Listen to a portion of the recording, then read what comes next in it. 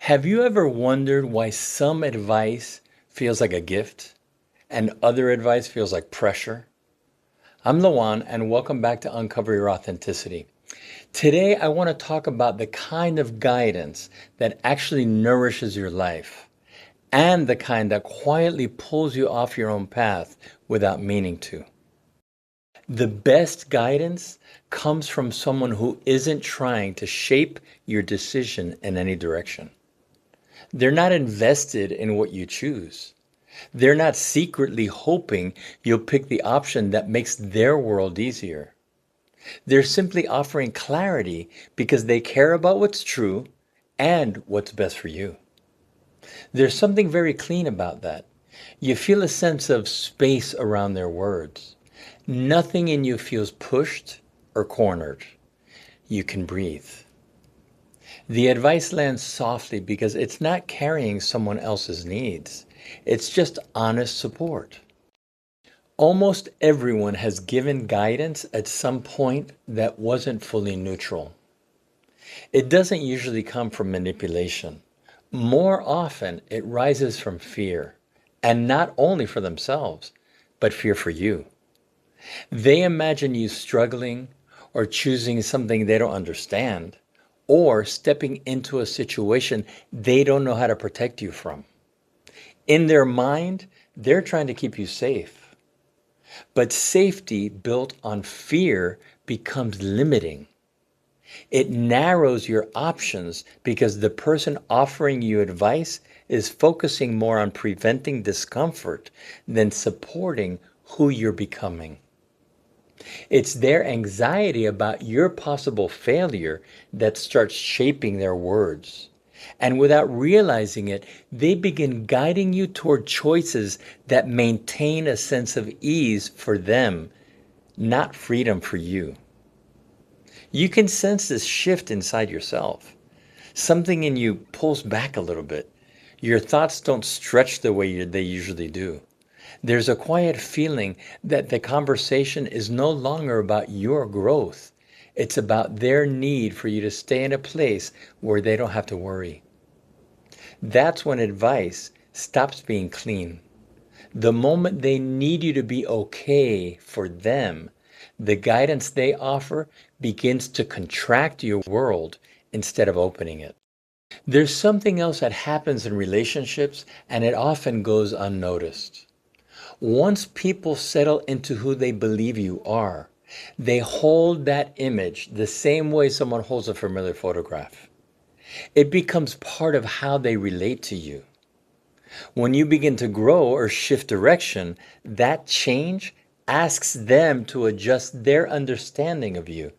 And not everyone knows how to do that.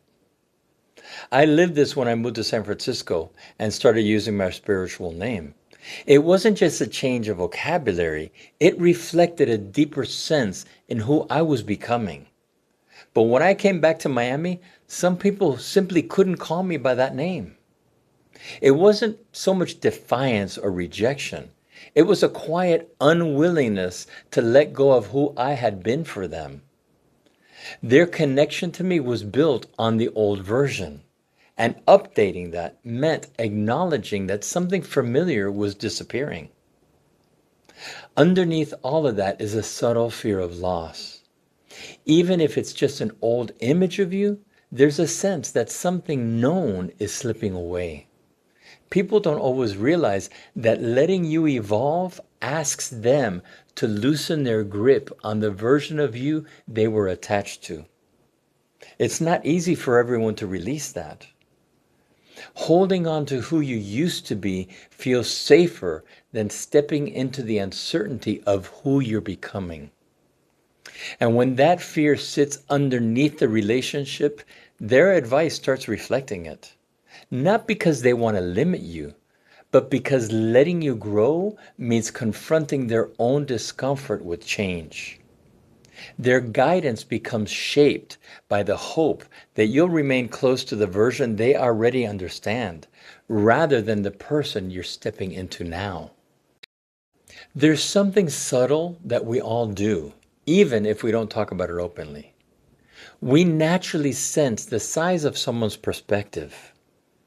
Some people look at life with a wider lens. You can feel that their understanding reaches farther, not because they're superior, but because their experience or inner work has opened something in them. When they speak, there's a sense that they're seeing something more than the immediate moment. And then there are people whose view of life is more confined, not in a judgmental way, just shaped by fear, upbringing, or a lifetime of staying close to whatever feels familiar. Their guidance often comes from that smaller space, and you could feel that too. It's not that they're unkind or unwilling to help. They're simply speaking from the world they know, and that world might not match the one you're stepping into. This is why it's important to stay connected to your own sense of things. When you're receiving guidance, you're not just listening to the words, you're feeling the size of the place those words are coming from. When the advice comes from someone whose vision stretches beyond your own, you feel a sense of expansion. Something in you opens. When the advice comes from someone who sees life in a more limited way, the conversation narrows instead of widening. Knowing this helps you place their guidance in the right context. It helps you see whether the direction they're offering is coming from fear or clarity, from familiarity or insight, from contraction or growth. Once you can feel that distinction, you begin to trust your own perception on whose voice belongs in your inner circle and whose doesn't. When someone's guidance is clean, you stay connected to yourself. Your thinking unfolds in a natural way. You feel grounded. There's no pressure. When guidance isn't clean, you feel slightly pulled. Your attention drifts towards their comfort instead of your clarity.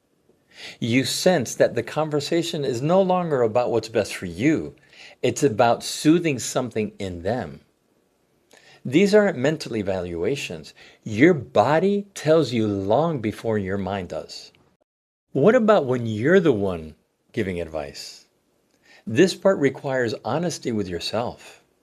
If you really want to support someone, you have to let go of your attachment to how things might turn out. You have to step back internally so you're not trying to protect yourself, secure something, or manage the situation through them. When you're able to do that, your words change. They carry a calmer tone. People feel safe around you because they don't sense any pressure or expectation behind what you're saying. Your clarity becomes something they can lean into without feeling directed.